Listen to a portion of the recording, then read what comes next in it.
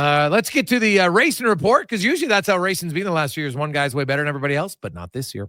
Racing report brought to you by CanTorque. They offer sale, rental, repair, and calibration of hydraulic, pneumatic, and battery-powered torque wrenches, stud tensioners, flange, maintenance equipment. Also big fans of the nut huggers. That's order now at CanTorque.com as Colin Livingston joins us once again. And Colin, for only the fourth time in F1 history, the top six started how they finished. So there was no passing amongst the top six. And I just don't know. Now, it's a rarity because it's only ever happened 4 times. But there hasn't been a ton of passes really this year yet. So why is that? How can they make it? How can it improve to see a little bit more passing? So the new rules package came in 2022. So this is the 4th season where they tried to take aerodynamic downforce from the cars and kind of create what's called ground effect. So instead of having the cars push into the track, they tried to have the cars suck into the track, which maybe sounds like the exact same thing, but it really, really isn't. So what they try and do is, as the air goes under the car, it's called the Venturi principle. As the little bit of air goes through, as it dissipates, it actually pulls more air in, creates a bit of a vacuum, and drops the car down. Where before, they were using wings and all these little attachments to kind of deflect the air to create the downforce.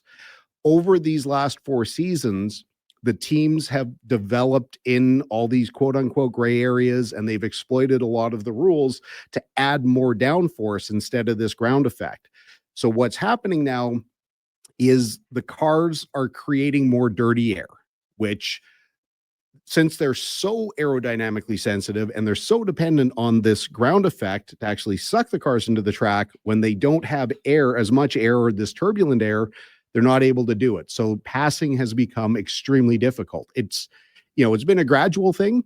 When these cars released 2022, I remember sitting here, probably in the old building, but we were talking about Bahrain and how great the opening laps were, because, Max Verstappen and Charles Leclerc went side by side through like 4 corners. And it's like, holy, this is going to be awesome. Again, the teams have kept developing and developing. If you manage to get your car right in qualifying now, you pretty much have the edge throughout the race, as long as you don't make a mistake on pit stops. Because again, if you're out front, you get the benefit of all that clean air. Your car's going to drive many times better than the car that's trying to follow you. So that's just it. And it seems like it's going to get tighter and tighter throughout the year. The fact that there was 2 red flags in the, does that have anything to do with the passing in your eyes, or? Well, the red flags were during practice. Yeah. Yeah. The red, Alonso's was in practice? Yeah. Okay. Yeah. Jack Doohan, he threw up the first one. He crushed his, like, that was quite the, like, he did like almost $2 million in damage, did he not? Yeah. Yeah. Yeah. So what Doohan did, again, it's going to sound like a joke, but it isn't. He had tried something in their simulator, which was going down the front straightaway, activating DRS, and leaving it open through, because the way you either manually depress the button to close the DRS, or if you rapidly decelerate or hit the brakes. Turn 1 in Japan is essentially wide open. So he tried it in the simulator and was able to get the car in their simulator to go through the corner, which is a crazy advantage. He tried that in practice.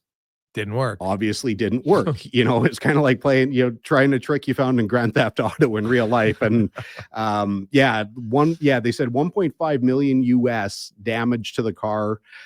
He's already kind of on shaky ground because they have Colapinto as a reserve driver. Don't think he'll be playing a whole lot more games like that going forward. But yeah, and then the rest of the red flags were all for brush fires. What did you make of Verstappen in the race?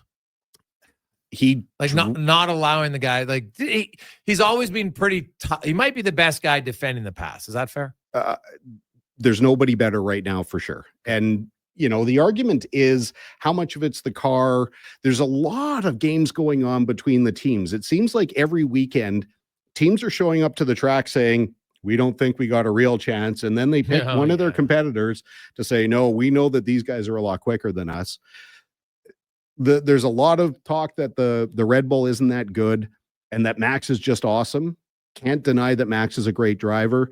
The car, I think, is better than what they're letting on. Okay. The McLaren, they've got a little bit of work to do. Mercedes seems to really have a stable package. They just don't seem to be as quick. And Ferrari this weekend, they're introducing, at least, it sounds like at least on Lewis's car, a new floor to help with the overall balance. So it'll be interesting to see for sure. This is a track, obviously now Bahrain is where all the preseason testing happens. The teams know it well. They were only there 2 months ago. So hopefully we get something to shake it up. Chance of rain is pretty much nil. So that could always make things a little bit more interesting. But again, qualifying is going to be everything. Colin Livingston joins CanTorque Racing report. Now, there's some rumblings of V10s coming for the 2026 season, which it's like, less than a year away. Yeah. Is a V10 realistic to bring back in F1? It's realistic to bring back, just not for 2026. Okay. I think these teams are really, really good at politicking and posturing and grandstanding. The idea of a V10 engine really started going away as the series tried to focus more on emerging technologies. When they started with the original energy storage, the KERS, the kinetic energy recovery system, and then they went to the full hybrid. When they did that, that was a monumental change for the series, because they went from naturally aspirated engines to these turbo hybrids, which, if you've ever been fortunate enough to hear one of the old generation Formula One cars, and I never subscribed to the theory that the sound of a car makes a big difference. I just cared about how it raced. But I got to hear the first year of the Edmonton Indy, they had 2 Formula One 2-seaters come out. They were Minardi. Right. I remember that. Yeah. The sounds of those engines. You could go back and watch. There's a million YouTube videos from the V8, V10, V12. These engines have such a sound. This is when the cars sang. They were so loud and they had this really cool pitch. And if you hear the cars now, as one guy described them, it sounds like a herd of flatulent elephants. They don't sound the same. They don't have that same kind of bark. The issue was the series wanted to go away from carbon-based fuel. They wanted to, lessen their impact. But now with the sustainable fuels, it's practical to reintroduce that kind of stuff. So if they can bring a V8 back, the racing, like the traditionalists will love it. The new fans will love it. And I think even if they dumb the cars down a bit, go back to an earlier generation aero spec where the cars weren't so sensitive, that the grip came as not quite as much from the tires, but take some of that aerodynamics out of the cars, we can really have some great racing again. Colin Livingston joins us. Now, I'm going to Indycar. Long Beach Grand Prix is on tap this weekend. 50th year. Yeah. Is that one of the longest running tracks going? With for a street race? Absolutely. Yeah, they don't really. I mean, somebody can prove me wrong. I didn't go back and research every single street race, but Monaco, I believe, predates Long Beach. Okay, because Long Beach was essentially created as an homage to Monaco, but really this is and it's been continuous running with the exception of the COVID years. Okay. But yeah, that race actually the first year was an F5000 race, which doesn't really exist anymore. Then from 76 to 83, it was a Formula One race. Wow. That was the US Grand Prix once Watkins Glen went off the schedule. And then, since 1984, it's basically been, kart, champ car, Indycar, whatever they want to call themselves any given year. But awesome race. Spectacular to watch on TV, even for a street race. For the people who generally just watch Formula One, there will be passing. This isn't going to be a parade. You can actually pass in a lot of circumstances going into turn one, getting to watch the cars go around the fountain. Have you ever been to Long Beach? I have not. Okay. Yeah. So when you go there, it's a really touristy area. So there's the aquarium. It's the same area as the Spruce Goose and the Queen Mary. So that tends to be where a lot of people go to visit, but these are the same streets. So you see the fountain around turn 2 and turn 3. but really it's the same layout that they've been running for 50 years. And so, I mean, they change it every couple of years, but a lot of the original streets are still in play. Okay. Quickly now, you were in Belgium. I mean, not Belgium, Belgium. Yes. Right. You went, did you go see is it Alfano? Alfano. Yeah. Again, we've kind of got two parts to our business. We've got the CanTorque business, and then I've got a racing business that we represent various companies from around the world for go-karts and, you know, all the accessories that go with that. And yeah, we got to walk through Alfano basically this time last week in Nivelles, just south of Brussels. Okay.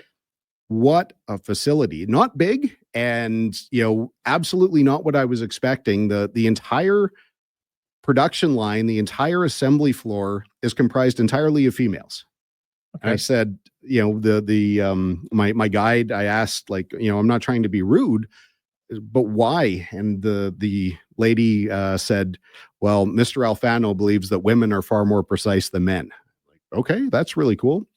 But they actually produce like 90+% of their stuff in-house. Like, I actually watched them assembling circuit boards. Normally, when you get these electronics, you'll get an overseas company to put everything together, and then, or, you know, to do the main manufacturing. Then you've got a production line of just snapping all the parts and pieces together. But they do their own injection molding, so all the housings are made in-house. Everything's put together. The circuit boards are built in-house. Their cables are assembled in-house. Really, really cool stuff coming. The big thing is they've gone to these wireless sensors for us now. So we can actually put live sensors in our wheels, like between our wheel and our tire, that will monitor tire pressure in real time. So we can see, we set the pressures at, you know, 12 PSI in the pits. We can see how high they go, how low they go. Look at our fastest lap to see what the tire temperature was. Now, really, you can only use this in practice and testing. You can't use them, you know, in an official race. But there's why not? Because you're not allowed to have that kind of data. Okay. There's also a tire temperature sensor. So in the olden days of F1 and in IndyCar, you used to get these thermodynamic cameras, and they would show kind of how hot the tires got when they were in the braking zone and how they would cool down as they got on the straightaways. This is that same technology. So basically infrared sensors, so you can correlate your fastest lap with how hot the tire got at what pressure. You do that over a series of sessions. You really start to dial in exactly where. Right now, we have to do it by pressure and by experience, or sorry, by experience and by guesswork. You know, I normally start at this pressure. They come in at this. It felt okay. Now we can actually take a look at the data and really build, you know, as they keep saying in Formula One and IndyCar, you need to get into that right window. Yeah. We can really start to define where that window is. So yeah, really, really, really cool to get over there, and looking forward to showing more of what these guys have throughout the year with our friends out at the track. Awesome. Thanks, man. Good stuff. Enjoy it. We'll talk to you next Thursday. Look forward to it. That's Colin Livingston, the Racing Report, brought to you by CanTorque.